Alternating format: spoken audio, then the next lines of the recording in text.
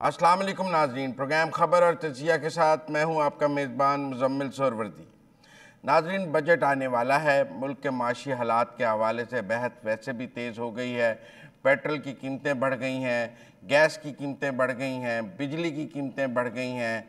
हुकूमत ने अपनी काबीना के पेट्रोल अखराजात कम करने का ऐलान किया है, लेकिन इसके साथ साथ दिफाई बजट के हवाले से भी एक बहस शुरू हो गई है। कहा जा रहा है कि पाकिस्तान के दिफाई बजट में 6% का इजाफा किया जा रहा है। कई लोग ये सवाल कर रहे हैं कि जब मुल्क में माशी बहरान है, हमारे पास पैसे नहीं हैं, आम आदमी की ज़िंदगी मुश्किल हो रही है, तो ऐसे में दिफाई बजट का इजाफा भी नहीं किया जाना चाहिए। अफवाज पाकिस्तान को भी अपना बजट कम करना चाहिए, जैसे हुकूमत अपने ख़र्चे कम कर रही है। एक राय ये भी है कि जो हालात हैं, इसमें इतनी बड़ी अफवाज, इतना बड़ा फ़ौजी स्ट्रक्चर और ये सब कुछ, क्या हम इसको सस्टेन कर सकेंगे? और क्या इतने बड़े दफ़ाई बजट ही हमारे खसारे का बायस नहीं है? अगर दफ़ाई बजट कम कर लिया जाए तो पाकिस्तान वायबल हो जाएगा। बहुत से दानिश्वर ये राय देते हैं और कुछ लोग कहते हैं कि ये राय दुश्मन की राय है और हमें कमज़ोर करने की राय है।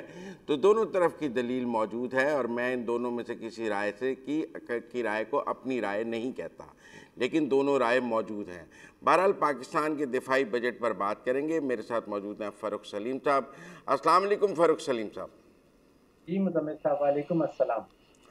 453 ट्रिलियन का बजट पाकिस्तान की फ़ौज को पिछले साल मिला था। अब 6% का इजाफा उन्होंने मांगा है। एक तरफ जो मुल्क के माशी हालात हैं, हर जगह कट लग रहा है, ऐसे में लोग 6% के इजाफे पर सवाल ना करें तो क्या करें? मुज़म्मिल साहब, दो या तीन चीज़ें हैं। पहली चीज़ तो ये है कि ये 6% इजाफा जो है, ये वो हम इकोनॉमिक्स में जो नॉमिनल टर्म्स में कहते हैं, यानी कि रुपयों में इजाफा हुआ है। जबकि इसी पीरियड के दौरान आपने देखा कि जो पाकिस्तान ब्यूरो ऑफ स्टेटिस्टिक्स है वो कहता है कि 13.8% इन्फ्लेशन आई है। तो वो इकोनॉमिक्स में हम निकालते हैं कि रियल इंक्रीज, मतलब असल इंक्रीज क्या हुई है। अगर 6% इंक्रीज हुई है और तकरीबन 14% जो है वो इन्फ्लेशन है, तो आप समझिए कि रियल इंक्रीज जो बजट के अंदर है वो नेगेटिव में है, वो मनफी में है।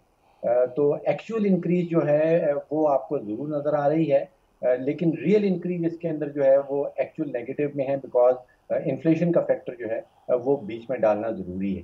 अच्छा, दूसरा, बहुत सारे मफरूजे और बहुत सारी मिथ्स जो हैं वो या तो फैलाई जाती हैं या वो फैली हुई हैं। और उनका, आप सोचिए कि मेरी बेटी जब स्कूल गई है तो वहाँ पे टीचर ने उसको बताया कि भाई 80% जो है वो तो मुल्क का जो आमदन है वो फौज ले जाती है, तो फिर बाकी हमारे मैंने पास नहीं क्या। अपने इंट्रो में ये बात कही, आपने कही है। जी, तो उसमें फिर अगर आप एक्चुअल हकाइक की तरफ जाएं, तो बहुत सारे वो मिथ्स, जो बहुत सारे जो मफरूजे हैं, वो हकाइक के ऊपर वो फिर गलत साबित हो जाते हैं। देखिए, पिछले, क्यों पाकिस्तान का बजट का 80% हम डिफेंस पर नहीं खर्च रहे? देखिए, अगर आप पिछले 3-4 साल की तारीख देखें तो तकरीबन 18% जो है वो डिफेंस पे जाता है, जिसका मतलब ये है कि हम सिविलियंस जो हैं वो आप सोचिए कि 82% तकरीबन इस्तेमाल कर रहे थे और 18% हम जो है वो अफवाज पाकिस्तान को दे रहे थे। इस साल जो मैंने फिगर्स देखी हैं, जो आपने बताया कि नई एलोकेशन है, 6% का इजाफा है, अगर उसको आप एनालाइज करें तो सिर्फ 14% इस साल रह जाता है, यानी कि वो डिक्लाइनिंग ट्रेंड है। जो बजट का हिस्सा फौज को दिया जा रहा है वो पिछले कुछ सालों में एक्चुअली गिर रहा है। आप मुझे ये कह रहे हैं कि चाहे फिगर बढ़ा है, परसेंटेज गिर रही है। जी, परसेंटेज ऑफ टोटल बजट, मतलब जो टोटल वसाइल हुकूमत के पास हैं, जो बजट में आप देखेंगे उसका एज अ परसेंटेज जो हम डिफेंस की एलोकेशन कर रहे हैं वो कम हो रही है। और वो इस साल तो काफी ज्यादा कम हो गई, यानी कि 18% से इस साल आ रही है तकरीबन 14% के ऊपर। तो ग्लोबल जीडीपी है वो 85 ट्रिलियन के करीब है। तो जो ग्लोबल एवरेज निकलती है दिफा की वो 2.5% निकल रही है। और इस साल हम जो एलोकेट कर रहे हैं अपना जीडीपी का परसेंटेज दिफा के ऊपर, वो लगभग 2.2% है। तो जो ग्लोबल एवरेज है, जो दुनिया भर की एवरेज है, फारूक सलीम वो साहब, आपको एदादो शुमार से खेलना बहुत अच्छी तरह आता है। इसमें तो आपने अमीर ममालिक भी शामिल कर लिए होंगे ना, मसलन इसमें अमेरिका और रूस भी शामिल होंगे, इसमें जर्मनी भी शामिल होगा, इसमें फ्रांस भी शामिल होगा, इसमें बरतानिया भी शामिल होगा, और वो पूरी दुनिया की इकॉनमी का कितने % बनते हैं, G7 शामिल होंगे। तरक्की पजीर ममालिक के मुकाबले में तो हम ज़्यादा खर्च रहे होंगे ना।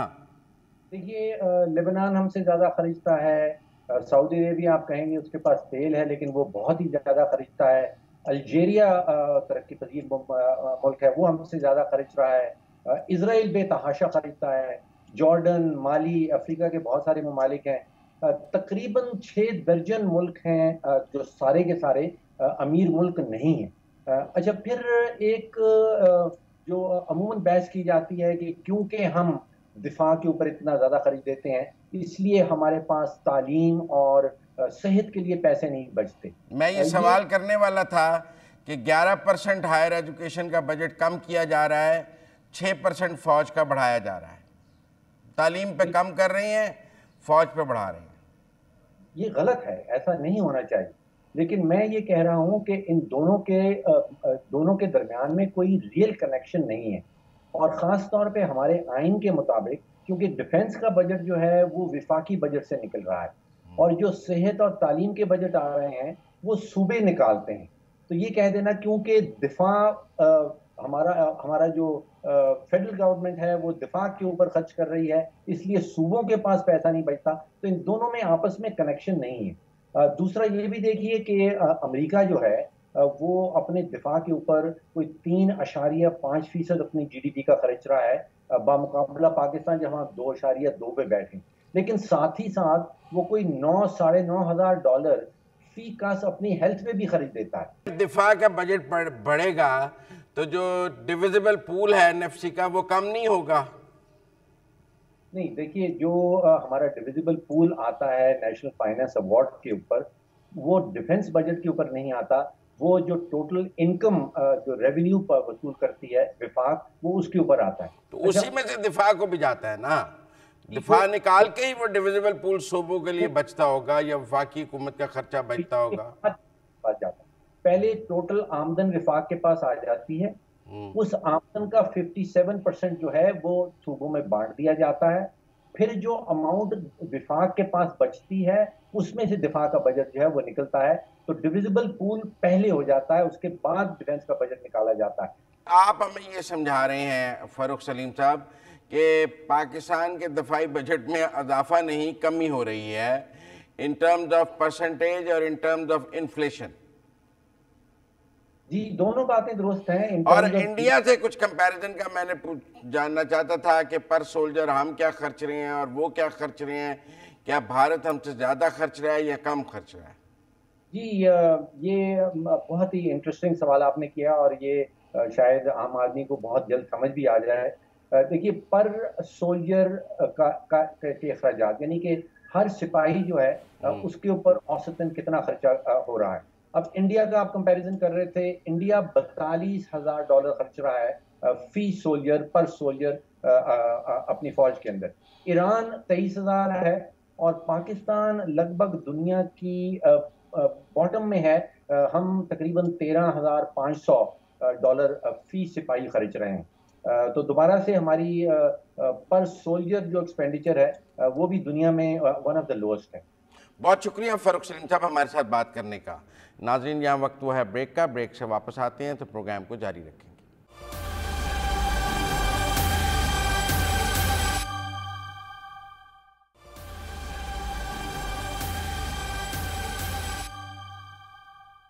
ब्रेक के बाद खुशामदीद नाज़रीन, हम पाकिस्तान के दिफाई बजट पर बात कर रहे हैं। अब मेरे साथ मुजम्मिल असलम साहब मौजूद हैं, साबका हुकूमत में तर्जुमान भी थे माशी अमूर के। अस्सलाम वालेकुम मुजम्मिल असलम साहब। वालेकुम अस्सलाम। मुजम्मिल असलम साहब, 6% दिफाई बजट के बढ़ने पर बहुत शोर है कि मुल्क का माशी हालात बहुत ख़राब हैं, आम आदमी की ज़िंदगी मुश्किल में है। ऐसे में दिफाई बजट का 6% इजाफा, अगर आपकी हुकूमत होती तो भी ये 6% इजाफा होता या ना होता? देखें, डिपेंड करता है कि इसकी कितनी ज़रूरत है और ये इस वक्त देना चाहिए था कि नहीं देना चाहिए था। मेरा अपना ख्याल ये है कि ये जो 6% जो डिफेंस का बजट दिया गया है ये 80 अरब रुपए बनता है और ये इस माली साल का जो जून में ख़त्म हो रहा है उसके लिए दिया गया। अगले साल का तो जो डिफेंस बजट है उसने आना है। जिस तरीके से पाकिस्तान के चैलेंजेस बढ़ रहे हैं, तो मेरा अपना ख्याल ये है कि पाकिस्तान का ज़रूर जो है डिफेंस बजट बढ़ना चाहिए, लेकिन अभी फ़िलहाल जो ये महीना था ये निकाल देते और ये 80 अरब रुपए इस साल ना देते तो ज़्यादा बेहतर था। बहरहाल फैसला हुकूमत का था, क्योंकि एक तरफ ये कहा जा रहा है कि मुल्क में खसारा बहुत ज़्यादा है और पेट्रोलियम सब्सिडी और आवाम से कुर्बानी मांगी गई, दूसरी तरफ इस बजट को दिया गया, तो ये थोड़े से ऑप्टिक्स अच्छे नहीं हैं। अगले साल के बजट में मैं बिल्कुल था कि 15 से 20% जो है, जो माली साल 2023 है उसमें डिफेंस बजट को बढ़ाना चाहिए। उसकी वजह बुनियादी ये है कि अगले साल जो महंगाई की शरह है वो 25 से 30% रहेगी, तो जो भी डिफेंस का बजट इस साल जो इनको मिला है उसकी जो कुव्वत खरीद है वो 20 से 25% अगले साल कम होगी, तो उसको कम से कम उस कुव्वत खरीद को बराबर रखने के लिए 20% कम से कम इजाफा मिलना चाहिए। आप समझते हैं कि जैसे पेट्रोलियम कट्स जो हैं वज़रा पे, सरकारी अफसरों पे लगे हैं, वैसे फ़ौज पर भी लग सकते हैं कि वो भी अपनी व्हीकल्स इस्तेमाल ना करें, हालांकि वो डिफेंस पर्पसेस के लिए यूज़ करती हैं, वहाँ भी फ्यूल कट्स लगने चाहिए हर लेवल पे? देखिए, फॉर्मूला सिंपल होना चाहिए। दुनिया भर में जहाँ पे भी सरकारी गाड़ियाँ यूज़ होती हैं, वो जो है सिर्फ जो है दफ्तर के काम के लिए या सरकारी मकसद के लिए इस्तेमाल होनी चाहिए।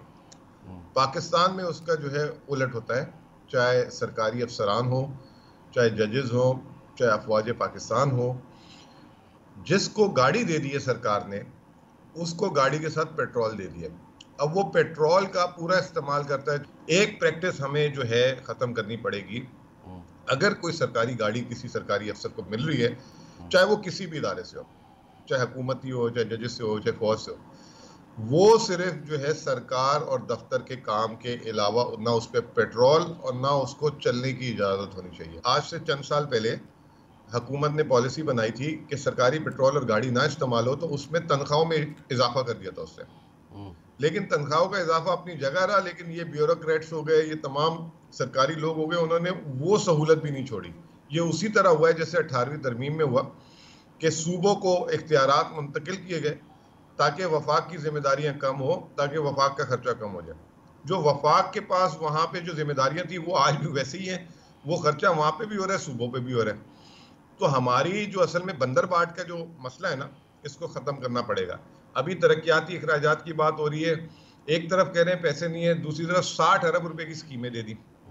अभी आज की हेडलाइन है अखबार की कि इस साल के मुकाबले में अगले साल जो है कुछ 400 अरब रुपए तरक्याती अखराजात सूबे ज़्यादा कर रहे हैं। मैं गुफ्तगू को सिर्फ डिफेंस बजट तक महदूद रखना चाहता था, आप दूसरी तरफ चले गए।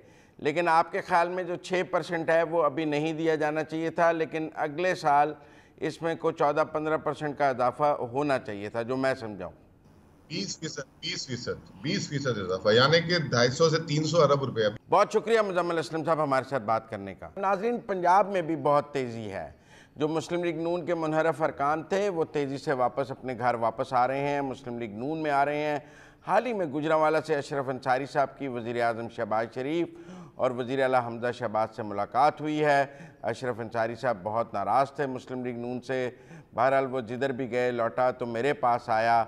हमारे साथ मौजूद हैं अशरफ अंसारी साहब। अशरफ अंसारी साहब, वापसी कैसे हुई, सुलह कैसे हो गई? बहुत शुक्रिया जी।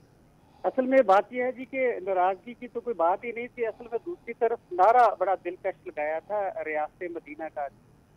एक मुसलमान होने की हैसियत से वो फिर बंदे का टिल्ट हो जाता है कि यार शायद वैसे ही ऐसा होने जा रहा है। अच्छा। तो कहीं मैं इस कार्य खैर से पीछे न रह जाऊं। अच्छा। तो इसी काज के लिए मैं उनकी सपोर्ट में पीटीआई की कर रहा था। लेकिन जब मैंने उनको करीब से देखा, सुरवर्दी साहब, मैंने चूंकि तस्वीर के दोनों रुख देख लिए हैं, ये नलन में रहा हूँ हमेशा और पीटीआई के साथ भी मौका मिला, तो मैंने दोनों को करीब से जब देखा तो पता चला कि जो पाकिस्तान तहरीक इंसाफ है वो सिर्फ बातें, दावे और वादे हैं, अमली तौर पर कुछ भी नहीं है। उनके कौलो फेल में बड़ा तजाद है। वो कहते हैं 63A के फैसले के बाद आप बंद गली में थे, हमजा के खिलाफ वोट डाल नहीं सकते थे, पीटीआई के हक में डाल नहीं सकते थे, एब्सटेन करते तो सीट चली जाती। वाहिद रास्ता सुलह का था, इसलिए सुलह ही के अलावा ऑप्शन नहीं था। इसमें सीट बचने या ना बचाने की कोई ऐसी बात नहीं थी। अगर रियासत मदीना का क़याम अमली तौर पर मार्ज वजूद में आ जाए तो हम ऐसी कई सीटें कुर्बान करने को तैयार हैं। लेकिन जब हमने देखा कि वहाँ पर धोखे और फ्रॉड के सिवा और कुछ नहीं है, तो फिर हमने वापस अपने घर में आ गए जी।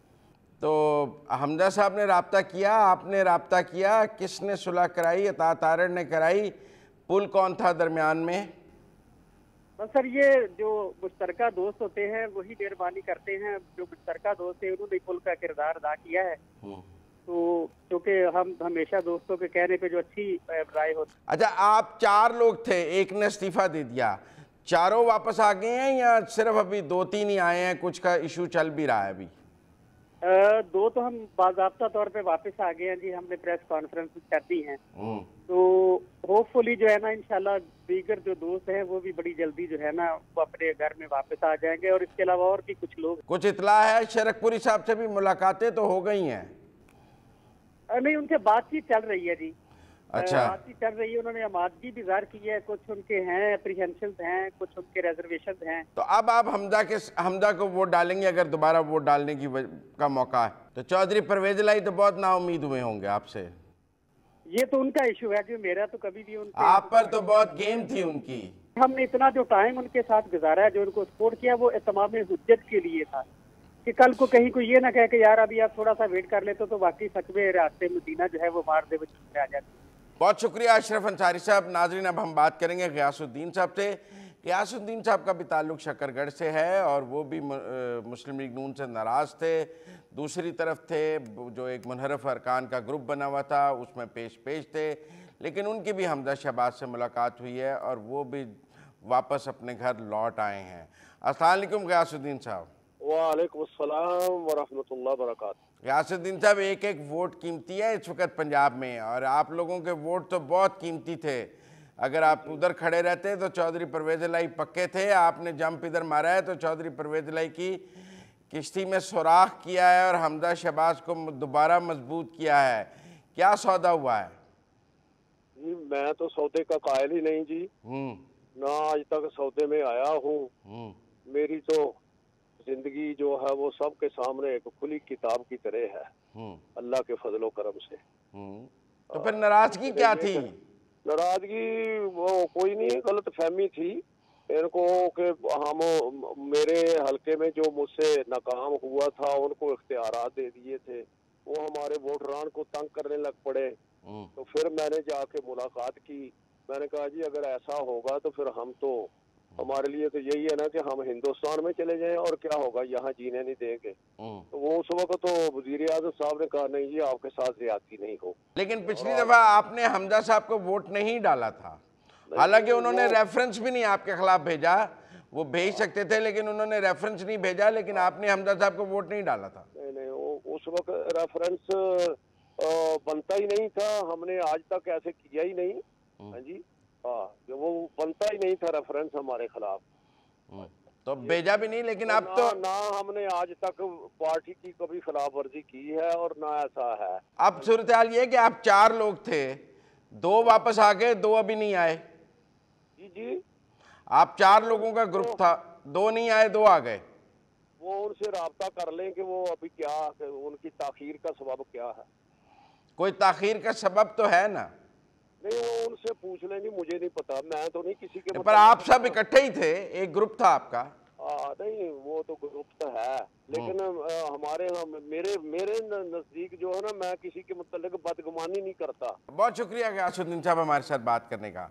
नाज़रीन, आपने नून लीग के मुनहरफ रुकन गियासुद्दीन साहब की गुफ्तगू सुनी, उनसे पहले अशरफ अंसारी साहब की गुफ्तगू सुनी।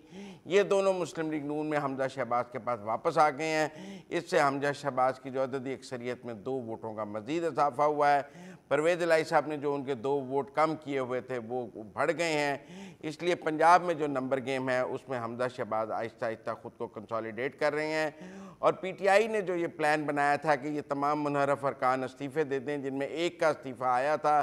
5 में से 4 रुके हुए थे। लगता है कि बाकी चारों मुस्लिम लीग नून में वापस आ जाएंगे। इन्होंने पहले मरहले में हमजा शहबाज को वोट नहीं डाला था, लेकिन मुस्लिम लीग नून ने इनके खिलाफ रेफरेंस फाइल नहीं किया था। शायद इसीलिए नहीं किया था कि वो इनको वापस लाना चाहते थे, और वापसी का अमल शुरू हो गया है। नाज़रीन, आज तक के लिए इतना ही। अपने मेज़बान मुज़म्मिल सरवरदी को प्रोग्राम खबर और तजिया से इजाज़त दीजिए। अल्लाह हाफ़िज़।